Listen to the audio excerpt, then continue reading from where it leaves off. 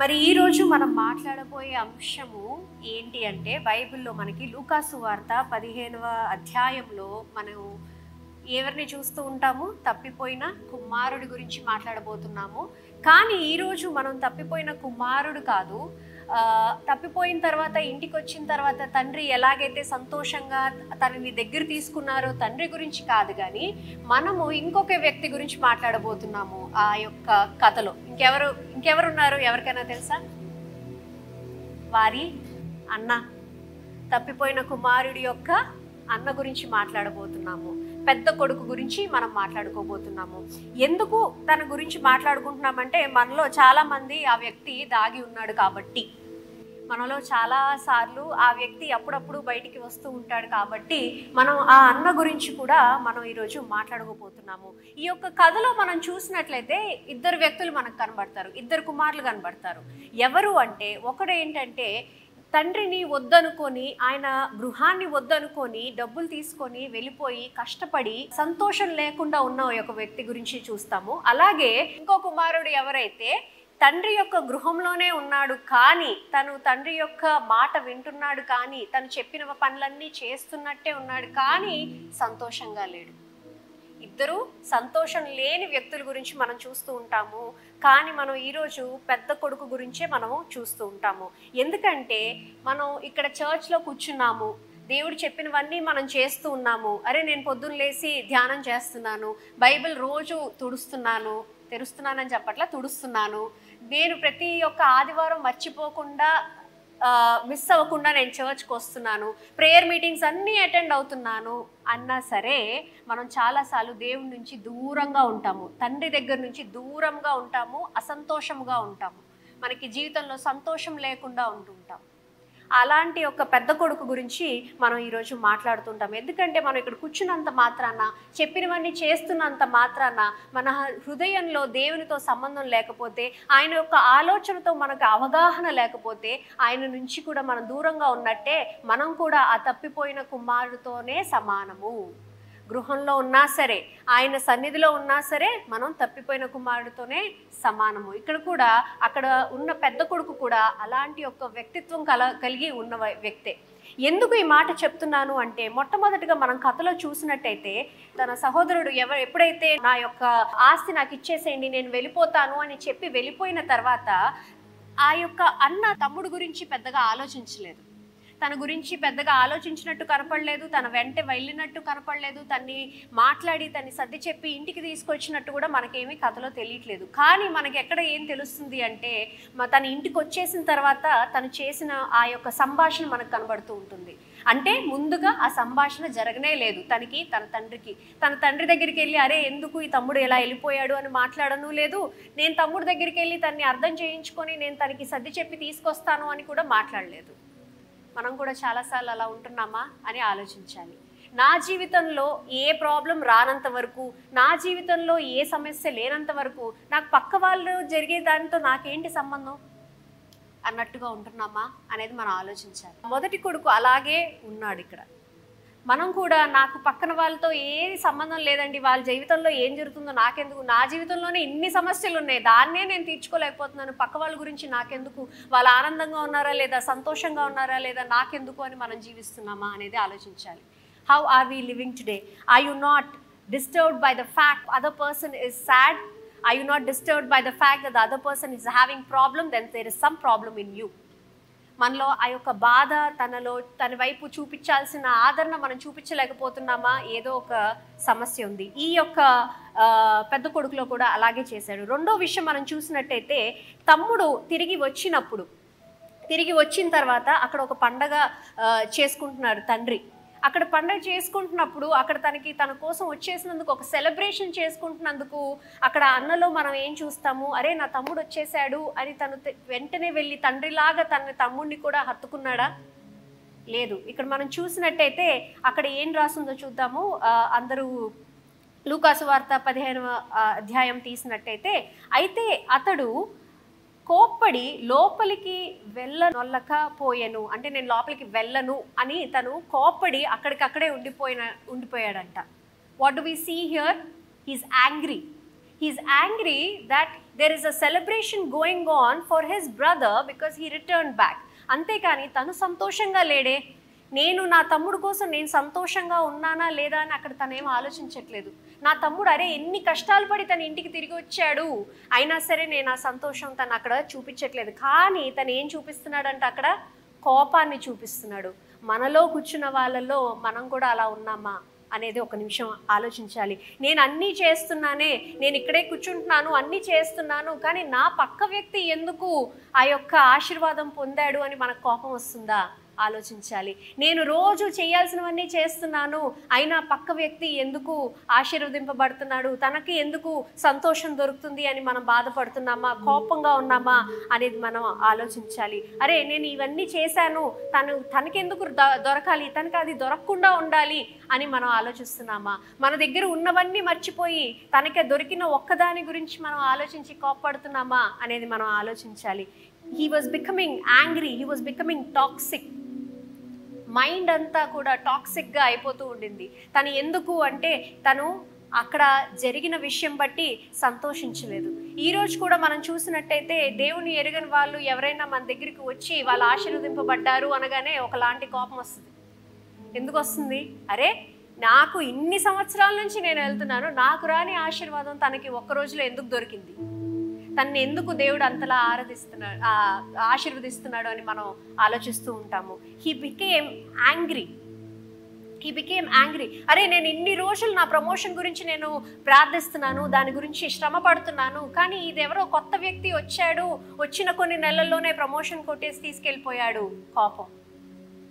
అరే నేను ఇన్ని రోజులుగా నేను ఇల్లు కొనుక్కోవాలనుకుంటున్నాను, నేను ఎంతో ప్రయత్నిస్తున్నాను, కానీ నా పక్కనున్న వ్యక్తి ఏమీ లేకుండానే తన ఇల్లు శాంక్షన్ అయిపోయిందే అని కోపం.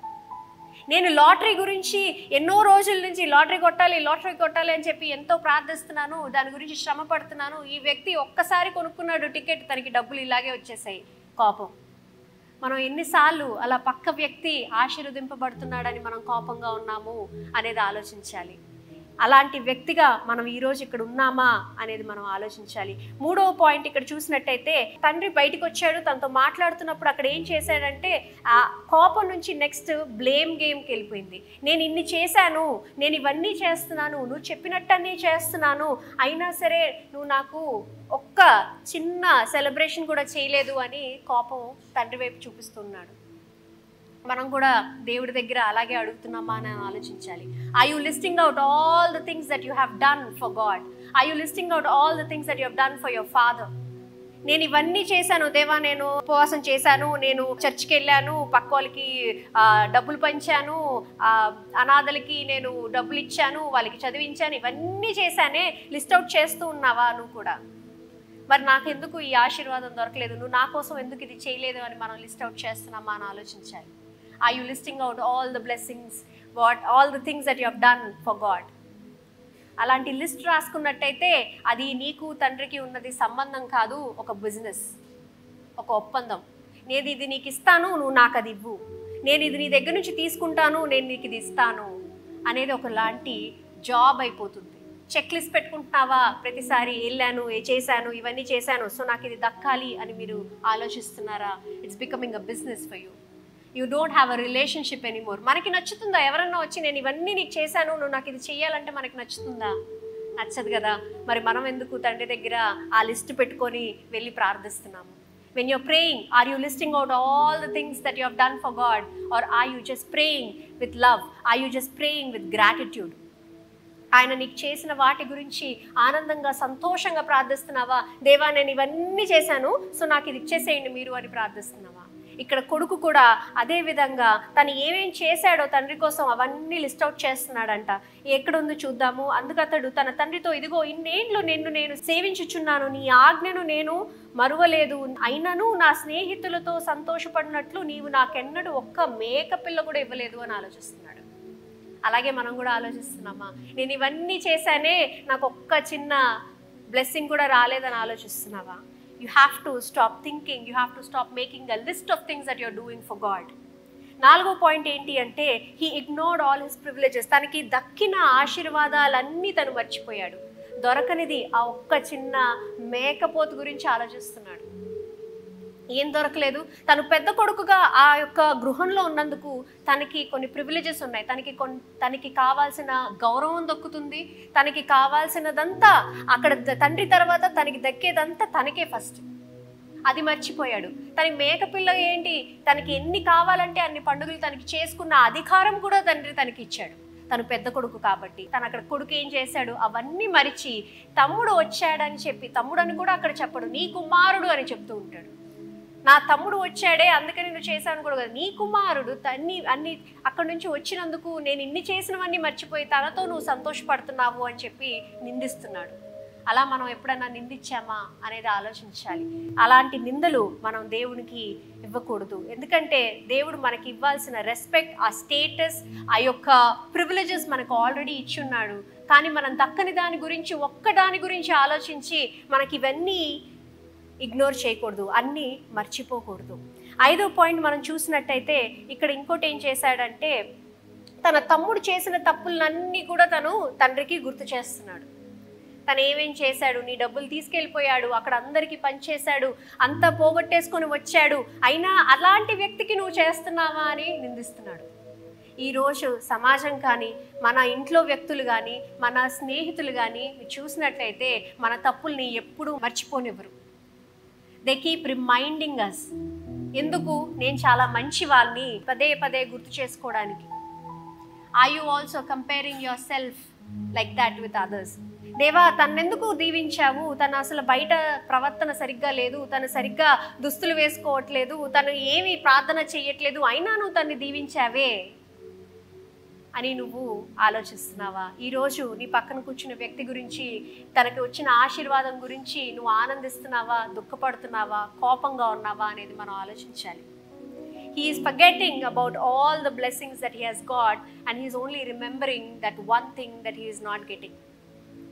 ఈరోజు మనం కూడా చాలాసార్లు అలాంటి సమయంలో అప్పుడప్పుడు ఈ పెద్ద కొడుకు బయటకు వస్తూ ఉంటాడు. ప్రతిసారి రాడేమో, అప్పుడప్పుడు బయటకు వస్తూ ఉంటాడు. పక్క వాళ్ళు దీవించబడుతున్నారు అన్న టైంలో బయటకు వస్తూ ఉంటాడు. అలాంటి వ్యక్తిగా మనం ఈరోజు ఉన్నామా అనేది మనం ఆలోచించాలి. You should always remember what God has done in your life. మీ జీవితంలో దేవుడు చేసిన ఆ మేళ్లను, ఆ ఆశీర్వాదాలను ఎప్పుడూ మరిచిపోకూడదు.